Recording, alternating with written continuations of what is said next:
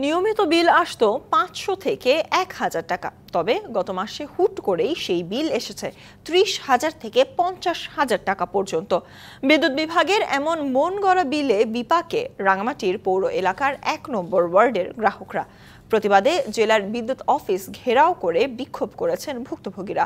আর কর্তৃপক্ষ বলছে, অতিরিক্ত বিদ্যুৎ বিল থাকলে তা সমন্বয় করা হবে।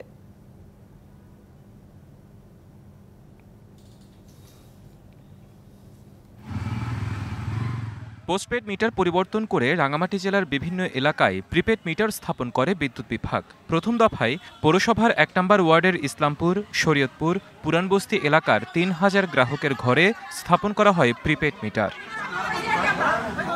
কিন্তু নিয়মিত যে বাড়িতে 500 থেকে 1000 টাকা বিল আসতো, সেখানে হঠাৎ করে বিল এসেছে 30,000 থেকে 50,000 টাকা। পুরানো মিটার অনুযায়ী মার্চ মাসের হিসেবে এই বিল দেয়া হয়। এতে বিপাকে গ্রাহকরা।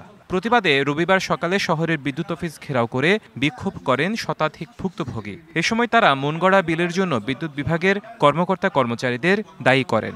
এই মাসে 25 তারিখে এই মাসে যখন বিল আসছে 66,335 টাকা, আমরা কেটে দেওয়া মানুষ, আমরা কি বাঁচবো? 50,000 টাকা বিল কিভাবে দিল? এটা তো এটা তো অবৈধ। 48,000 টাকা আমাকে বিল দিয়ে দিছে। আমি দরিদ্র মানুষ, আমি এইভাবে কিভাবে বিলগুলো পরিশোধ করব? মিটারটা নিবের সময় বলে নাই যে আপনাদের এতগুলো জমা আছে। এখন আমি 10,000 টাকা কত থেকে দিব? আমি সাধারণ গাড়িতে চাকরি করি। বিদ্যুৎ বিভাগ জানায়, গ্রাহকরা লিখিত অভিযোগ দিলে বিল পর্যালোচনা সহ সংশোধন করা হবে।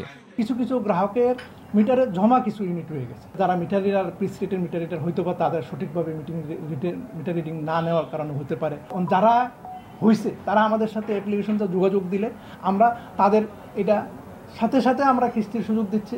আর যদি কোনো সংশোধনের যোগ্য থাকে আমরা সেই সংশোধন করে দেওয়া সংশ্লিষ্ট নির্বাহী প্রকৌশলী বলে দিচ্ছে, এবং এটা হচ্ছে। দ্রুত বিদ্যুৎ বিলের সমস্যার সমাধানে কার্যকরী পদক্ষেপ নেওয়ার দাবি স্থানীয়দের। DBC news desk.